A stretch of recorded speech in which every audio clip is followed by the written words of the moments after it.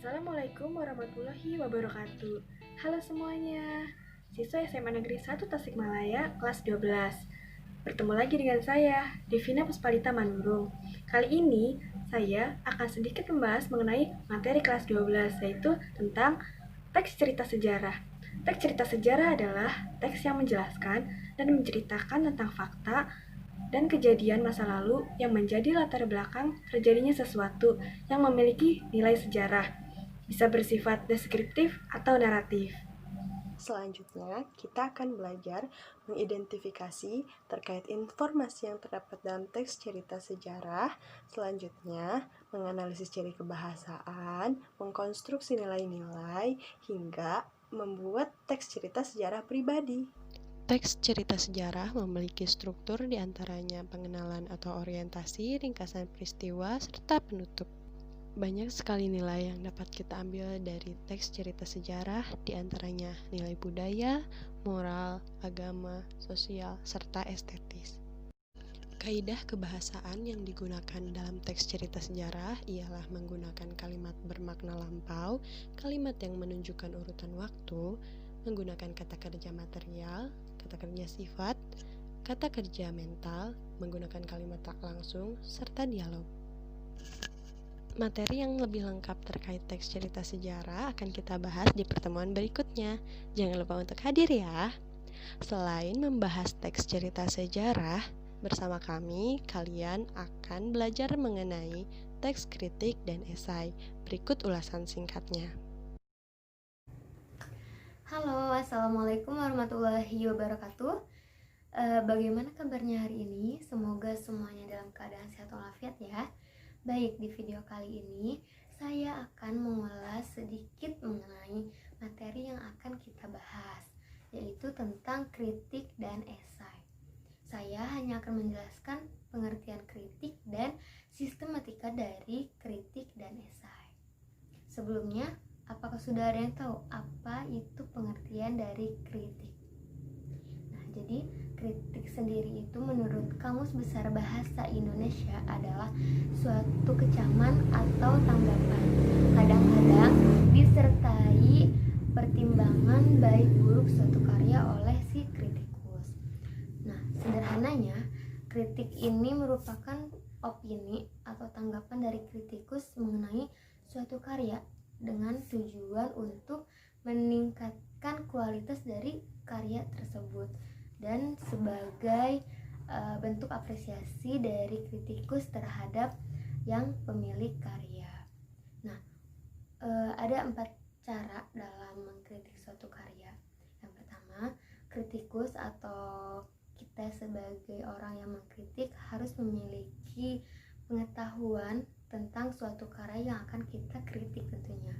Kemudian yang kedua, kita harus mempelajari dan memahami lebih dalam tentang suatu karya yang akan kita kritik, sehingga kritikan kita bisa diterima oleh pemilik karya.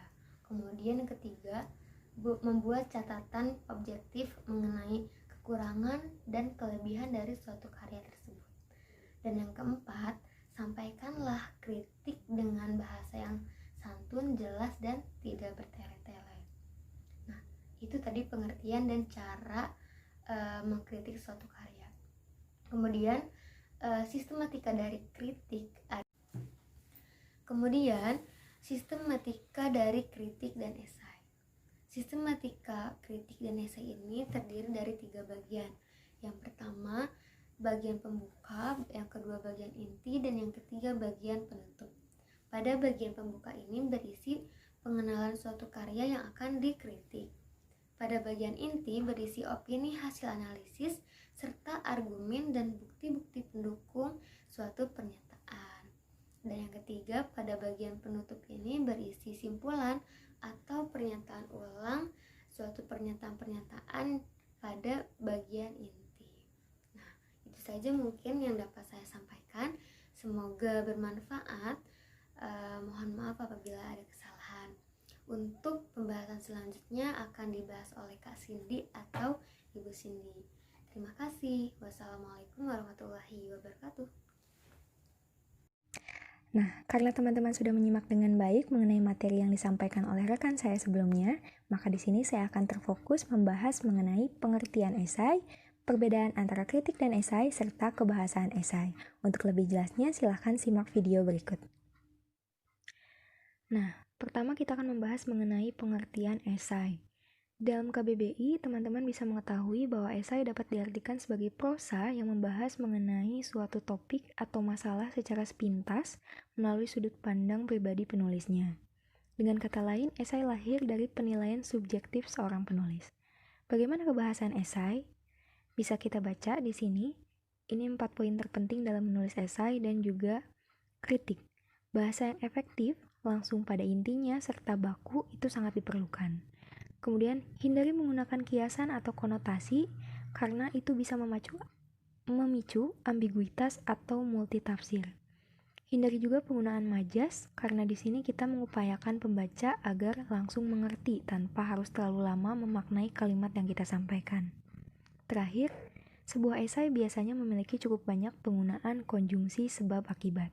Selebihnya, setiap penulis esai memiliki gaya bahasa yang khas dan beda satu sama lain. Itu lumrah ya. Nah, kita beralih ke halaman selanjutnya mengenai perbedaan antara kritik dan esai. Apa perbedaan dari keduanya? Yang pertama, kritik biasanya mengkaji hasil karya seseorang. Di sini ada beberapa contoh, bisa dilihat. Dapat berupa novel, film, musik, seni, drama, banyak ya. Sementara itu, esai tidak terbatas pada karya saja, melainkan bisa juga ditulis untuk menyikapi suatu peristiwa atau fenomena tertentu.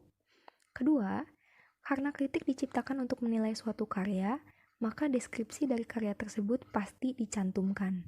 Misalnya, ketika seseorang hendak memberikan kritik terhadap satu novel, maka sinopsis novel tersebut harus dicantumkan. Sementara esai tidak. Penulis esai bisa langsung fokus pada titik topik yang ingin ia eksplorasi. Selanjutnya, kritik harus menyajikan data objektif. Ini istilahnya ketika kita ingin menilai atau menghakimi sesuatu, kita harus punya senjata berupa bukti-bukti yang valid. Nah, sementara esai tidak begitu. Karena pada dasarnya esai merupakan hasil dari sudut pandang subjektif penulis, maka ketentuan ini pun tidak berlaku secara ketat ya bagi dia. Terakhir, kritik membahas secara keseluruhan sebuah karya itu. Dari A sampai Z dibahas. Sementara esai boleh hanya terfokus pada bagian yang menarik bagi si penulisnya saja. Itu dia perbedaannya. Nah, itu saja yang bisa kami sampaikan. Mudah-mudahan teman-teman terbantu untuk paham. Selain itu, saya juga membawa satu pesan dari Pak Deki untuk disampaikan kepada siswa-siswinya. Jangan lupa mengerjakan tugas yang telah diberikan dari LKPD dan tolong kumpulkan di Google Classroom sesuai batas waktu yang telah ditentukan. Mungkin itu saja. Terima kasih. Wassalamualaikum warahmatullahi wabarakatuh.